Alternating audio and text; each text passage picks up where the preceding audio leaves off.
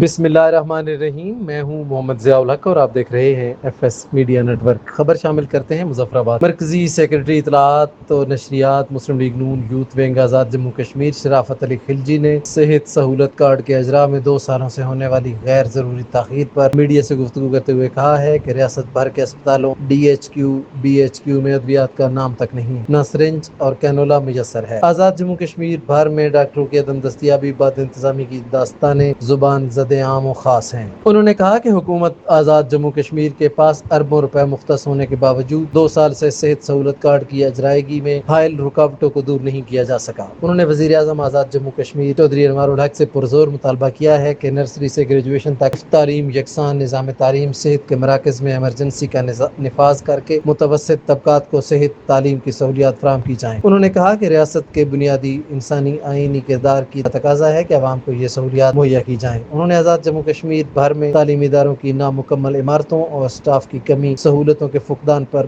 حکومت آزاد جموں کشمیر کی توجہ مبذول کروانے، آنے والے موسم سرما کی آمد سے پہلے ہنگامی اقدامات کی ضرورت پر زور دیا ہے۔ سبسکرائب کیجیے F S media network اور دیکھتے رہیے تازہ ترین تبصرے، خبریں اور حالات حاضرہ ضیاء کے ساتھ۔